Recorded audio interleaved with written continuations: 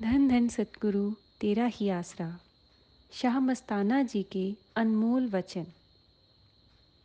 हर एक मनुष्य से प्रेम प्यार और दीनता से बर्ताव करो। दीनता ही मालिक को प्यारी है।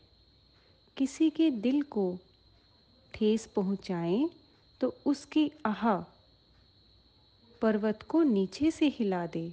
मत किसी का दिल दुखा, क्योंकि पर्वत भी हिल जाएगा।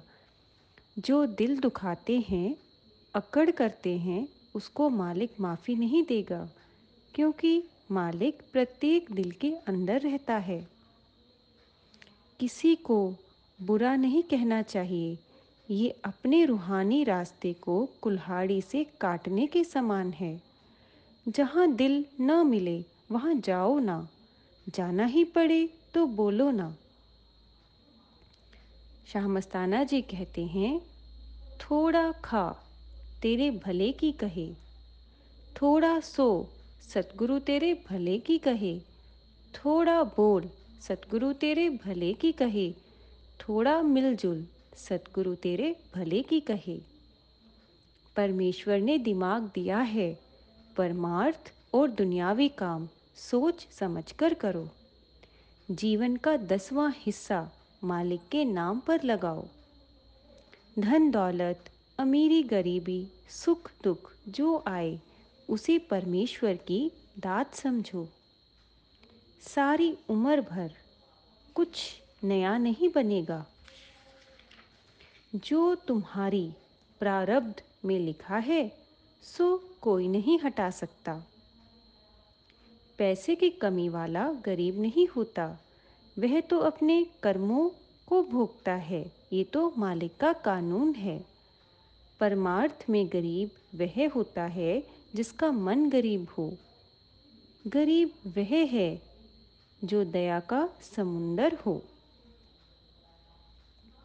जब सत्संगी ने प्रार्थना की कि क्या किसी के खाने में नुकसान नहीं होता, तो शाह मस्ताना बिलोचिस्तानी जी ने समझाया, जैसे बाजे के रिकॉर्ड, टेप, सीडी आदि होते हैं, जो बात उसमें होती है उसी वक्त छप जाती है।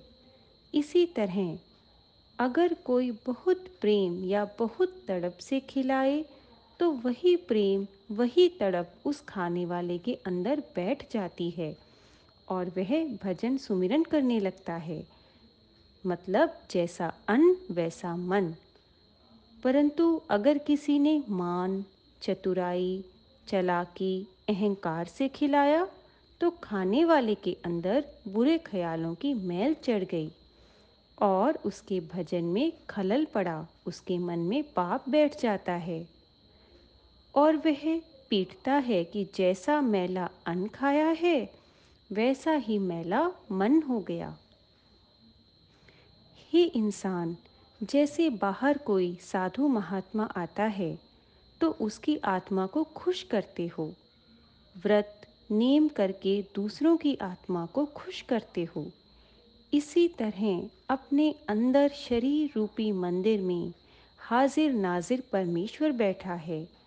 आधा घंटा, पौना घंटा घर में बैठकर उसको खुश करो तो आपके दोनों पर या पंख बन जाएंगे।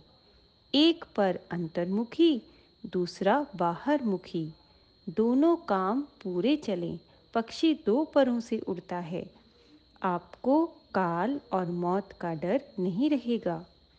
जैसे धरती में पानी है, मेहंदी में रंग है, लकड़ी में आग है, इसी तरह वह भी तेरे शरीर के अंदर छुपा हुआ है। तेरे जन्म मरण की फाही खत्म करने वाला है। अंदर से उस अपने साथी को, उस अपने परमेश्वर को खुश रखना चाहिए। चश्मा या ऐनक ऐसी लगाओ कि सब तरफ, प्रत्येक इंसान में परमेश्वर ही परमेश्वर या सतगुरु ही सतगुरु नजर आए। दोस्त दुश्मन दोनों में मालिक है। फिर दोस्ती दुश्मनी पर क्या ख्याल करना चाहिए। मालिक अगर दोस्त और दुश्मन दोनों के अंदर है तो फिर विरोध चित्त में क्यों आए? दुनियादार दूसरों में सारा दिन अवगुण देखते हैं। दूसरों से गुण कोई नहीं ग्रहण करता। अगर दूसरे से देखकर गुण ग्रहण करें तो इंसान का भला ही भला हो जाए। घर परिवार काम काज सब अच्छा चले, किसी चीज की कमी ना रहे, सब आनंद मंगल हो। मत देख पराए अवगुण। अगर अवगुण देखोगे तो तुम्हारा मन मैला हो जाएगा। सिवाय परमेश्वर और सतगुरु के सब में अवगुण है। किसी का पर्दा ढकना पुण्य है, पर्दा उघाड़ना या खोलना पाप है। अर्थात किसी की कमी या अवगुण को दुनिया को प्रकट ना करना, छुपा के रखना, यह पुण्य है।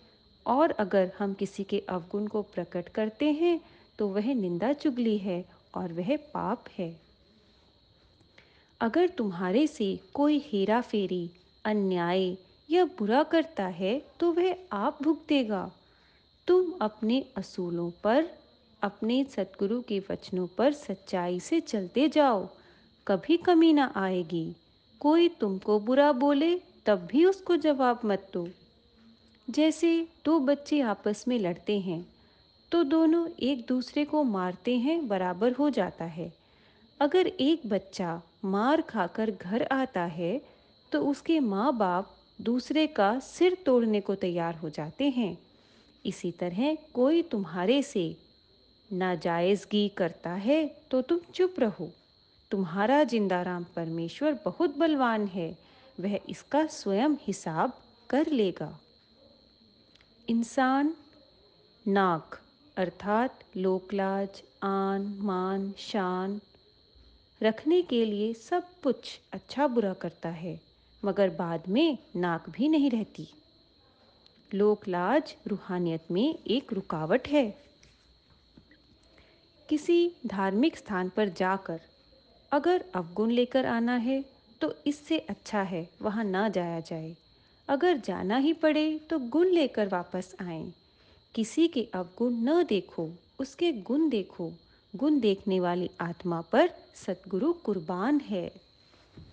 मजबूरी में जब किसी दुनियावी या धार्मिक मौके पर जरूरी जाना पड़े तो बाहर से रीति रिवाज के हिसाब से निभाओ और अंदर से अपने परमेश्वर को सजदा करो। किसी के पैरों को हाथ लगाना, गले मिलना तथा मत्था टेकना मना है। एक आदमी का ख्याल दूसरे आदमी में तरंगों की तरह पास बैठने से, बात करने से या आंख मिलाने से चला जाता है। कुसंगियों का संग नहीं करना चाहिए। कुसंगियों के संग करने से 8-8 जन्म लेने पड़ते हैं, क्योंकि हमारे मन का स्वभाव है जैसी संगति मिले वैसा ही रंग पकड़ता है। जैसे शराबी की संगत में शराब पीना, जुआरी की संगत में जुआ खेलना, टीवी, इंटरनेट व दूसरे उपकरणों में अश्लील प्रोग्राम देखने से कामी व नीच बनना। खरबूजे को देखकर खरबूजा रंग पकड़ता है। दुनियादारों की संगत में दुनिया का रंग और परमेश्वर सतगुरु के भक्तों आशिकों के लगातार संग से इंसान संत बन जाता है और दुनिया में रहते हुए सच्चा सुख प्राप्त करता है। सारी दुनिया ने तर्क वितर्क में ही समय व्यर्थ गवाया और असल चीज जिंदाराम परमेश्वर को अपने अंदर से न निकाला, न खोजा, न प्रकट किया। कोई बहस करे तो हाथ जोड़कर दीनता से माफी मांग लो। एक किताबी ज्ञानी को समझाया, तुम जो पूछना चाहते हो करके देख लो। अगर बातों से तुम्हारी समझ में आ भी गया तो भी तुम पूरा विश्वास न करोगे। यह बातों का मजमून नहीं है। अर्थात अंदर सतगुरु परमेश्वर को प्रकट करना बातों का विषय नहीं है।